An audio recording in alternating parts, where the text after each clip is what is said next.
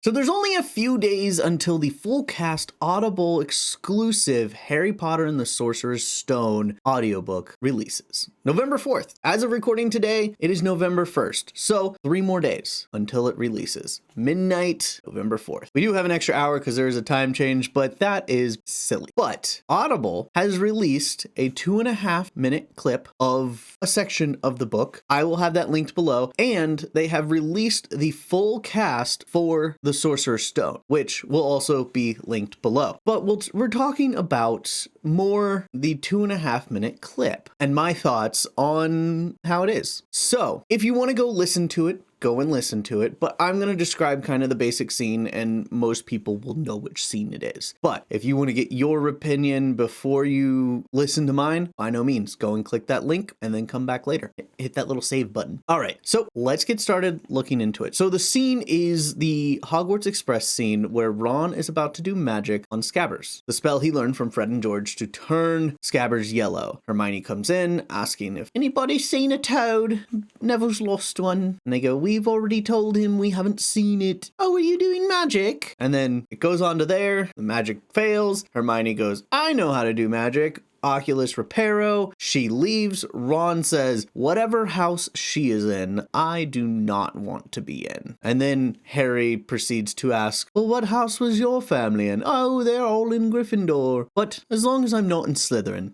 And that's where it ends. I think it's amazing. I think it was done well. I think Arabella Stanton embodies Hermione. I do hope that she puts a little bit of a different twist when she plays it on screen than what she does in the scene, because I think she had too much influence from Emma Watson's Hermione. The way that she talks sounds exactly like how Emma Watson talks. I'm sure in the later books, this is probably one of the first scenes that they filmed with her, because I assume with audiobook recording, it's a lot easier to let's start from A, let's go to B, let's go to C. So probably in the later books, she'll find her own voice. This is where she's like literally her first scene. This is the first scene with most of the trio together, but this is her first introduction, opening line. And of course, you know, if you don't have any background on what you want to do, you're going to do what you know, which is Emma Watson's Hermione. She talks very much like it. And there were a couple points where I was like, am I listening to Emma Watson's Hermione from the movie or am I listening to Arabella Stanton in the book? But all in all, I enjoyed it. I think she could have talked a little bit fast. It made me laugh when she goes through her whole spiel about how she's memorized the coursework and she's done a little bit of light reading and she's practiced a little bit of magic. She didn't know all the things that she knew were magic, but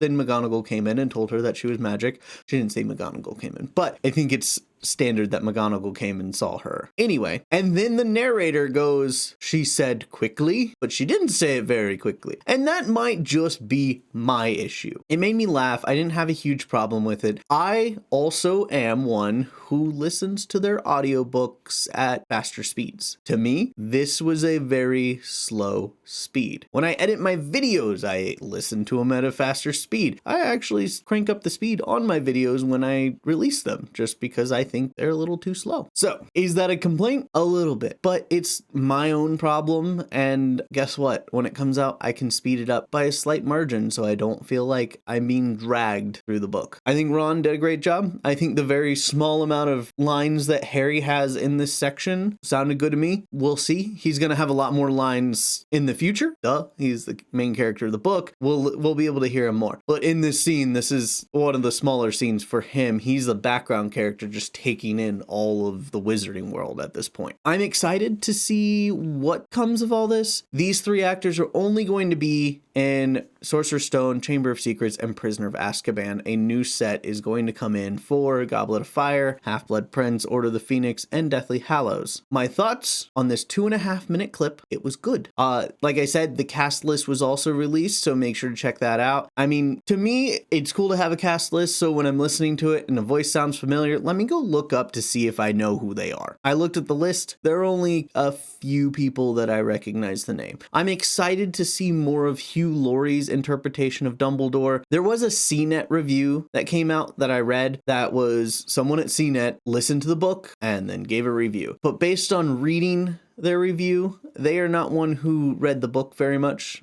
They seem to be more movie watchers and have never actually listened to the audiobook because they didn't reference the previous audiobook, either Stephen Fry or Jim Dale. Clearly they were British because they referred to, when they read the book, it was Philosopher's Stone. So they would have probably listened to the Stephen Fry version. But most of the time they compared the voice actors to the live action movie characters, which is a little bit different. Those already have interpretations to them from what they interpreted from the book. So, you know, you're 2 degrees removed from the original content. And of course they're going to be different because someone's going to look at the book and read it differently than how Alan Rickman specifically is what was referenced. Was the difference between Alan Rickman Snape and Riz Ahmed Snape were very different, and kind of took the writer out of the story for a second just because they were expecting Alan Rickman's long drawling voice, where Riz Ahmed is a little bit more smooth talking.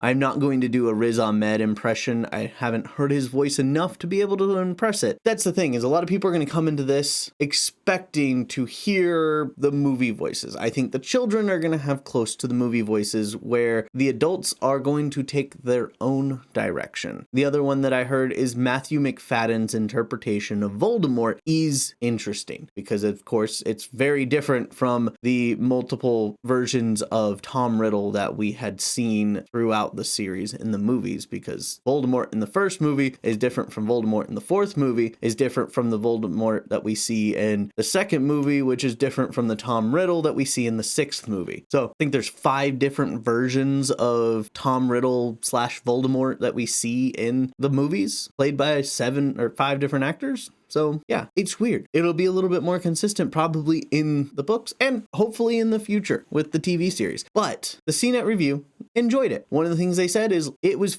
recorded in Dolby Atmos surround sound. So if you have headphones that are spatial audio, compatible, they didn't recommend, hey, use those, but I would recommend, because that's what they were recorded in, was spatial audio. So if you have a chance, listen to it with both your headphones in and turn on spatial audio, because apparently it's going to sound like you are sitting in whatever room that the conversations are going in. But that's it. If you're excited, make sure to like and subscribe. I will be posting a review of this as soon as I get through it. I may listen to it 1 or 2 times, I will at least listen to it 1 time, but I will listen to it 1 or 2 times after that, just to, kind of digest it and get my opinions on, I like how Snape did this, but I didn't really like how Snape was interpreted in this part. Or I like McGonagall, played by Michelle Gomez, but I didn't really like how Quirrell was portrayed.